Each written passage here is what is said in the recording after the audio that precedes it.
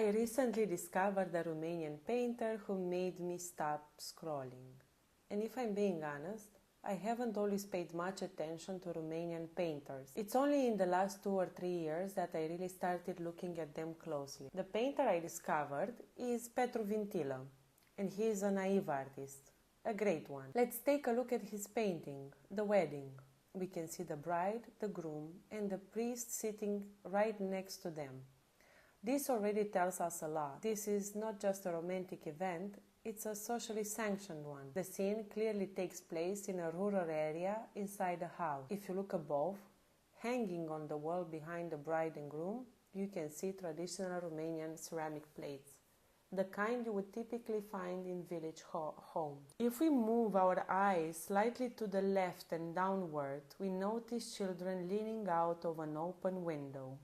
They seem to be enjoying the spectacle and maybe waiting for treats, perhaps some sweets. Moving further to the left, we see the musicians, the fiddlers, most likely Roma fiddlers, playing their instrument. They appear to be standing on furniture. We can even spot a wooden chair beneath them. This detail confirms it even more. This wedding is taking place in a village. That wooden chair with the heart-shaped cutout on its back, it's typical of Transylvania. On the table, we find plenty of food, large wine jugs, and people who seem to be enjoying themselves.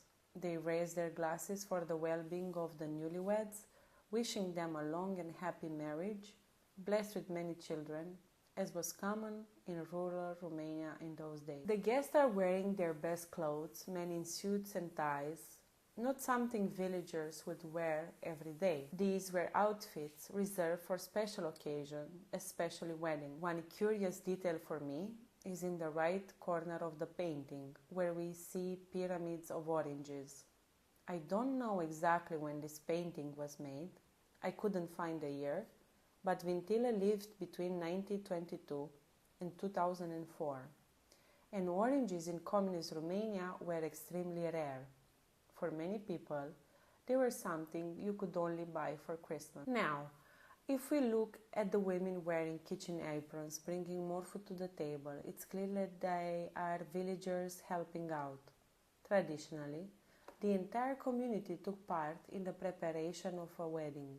They were the caterers, you didn't need to pay. And finally, one of my favorite details, the child sitting on the floor feeding the cat while the dog barks at the guest. Music plays in the background, people talk, animals move freely.